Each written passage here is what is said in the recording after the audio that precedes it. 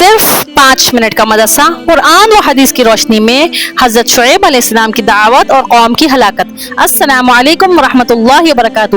اسلامی تاریخ۔ اللہ تعالیٰ نے حضرت شعیب علیہ السلام کو اہل مدین اور اصحاب ایکا کے پاس ہدایت کے لیے بھیجا۔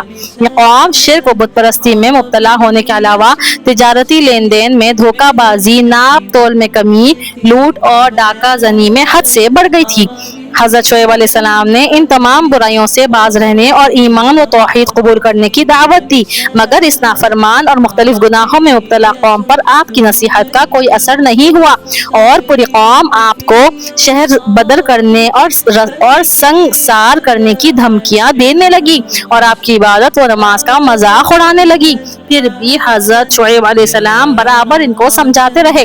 قوم لوط اور دوسری نافرمان قوموں کے برے انجام کا تذکرہ کر کے ڈراتے رہے، مگر یہ بدبخت اور نافرمان قوم ضد اور ہٹ دھرمی میں بڑھتی ہی چلی گئی۔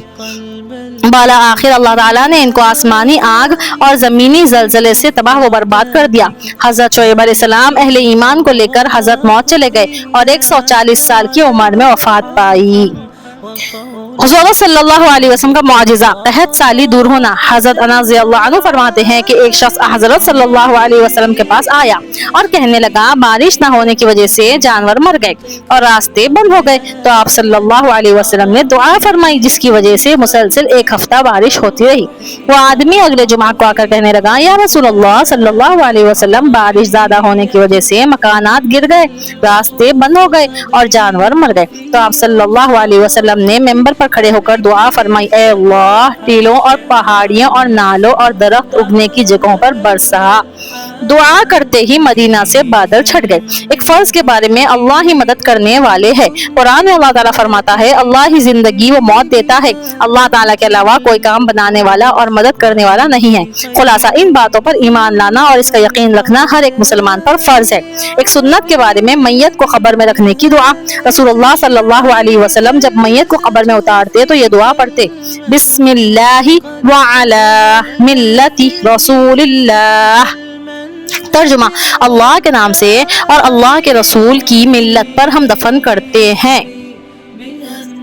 ایک اہم عمل کی فضیلت، اچھے کام کرنے پر صدقے کا ثواب۔ رسول اللہ صلی اللہ علیہ وسلم نے فرمایا انسان کے ہر جوڑ پر روزانہ ایک صدقہ لازم ہے۔ 2 آدمیوں کے درمیان انصاف کر دینا بھی صدقہ ہے۔ کسی شخص کو جانور پر سوار کرنے میں یا اس کا سامان رکھنے میں مدد کر دینا بھی صدقہ ہے اور اچھی بات کسی کو بتا دینا بھی صدقہ ہے۔ نماز کے لیے اٹھنے والا ہر قدم بھی صدقہ ہے۔ راستے سے تکلیف دینے والی چیز کا ہٹا دینا بھی صدقہ ہے۔ ایک گناہ کے بارے میں کفر کی سزا جہنم ہے۔ قرآن میں اللہ تعالیٰ فرماتا ہے جو لوگ کفر کرتے ہیں تو اللہ تعالیٰ کے مقابلے میں ان کا مال و اولاد کچھ کام نہیں آئے گا اور ایسے لوگ ہی جہنم کے ایندھن ہوں گے۔ اللہ ہم سب کی حفاظت فرمائے، آمین۔ دنیا کے بارے میں موت کا آنا یقینی ہے۔ قرآن میں اللہ تعالیٰ فرماتا ہے تم جہاں کہیں بھی ہوں گے تم کو ہر حال میں موت آ پکڑے گی، چاہے تم مضبوط قلعوں میں محفوظ رہو۔ بے شک آخرت کے بارے میں قبر کیا کہتی ہے؟ رسول اللہ صلی اللہ علیہ وسلم نے فرمایا قبر روزانہ پکار کر کہتی ہے میں غربت، وحشت اور کیڑوں کا گھر ہوں، میں آگ کا تنور ہوں یا جنت کا باغ ہوں۔ اللہ ہم سب کی قبروں کو جنت کا باغ بنا دیجئے، آمین۔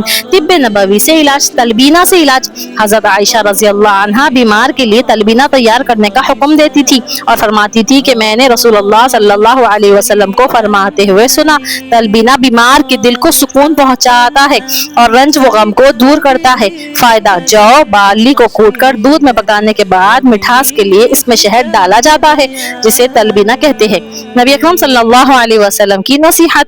حضرت ابو ذر رضی اللہ عنہ فرماتے ہیں مجھ سے رسول اللہ صلی اللہ علیہ وسلم نے فرمایا اے ابو ذر جب تم سالن پکاؤ تو اس میں پانی زیادہ کر دو، یعنی شوربہ زیادہ رکھو، اپنے پڑوسیوں کی خبر رکھو اور ان میں تقسیم کرو۔ سبحان اللہ، الحمدللہ آج ہم اتنے سارے چیزیں سیکھے۔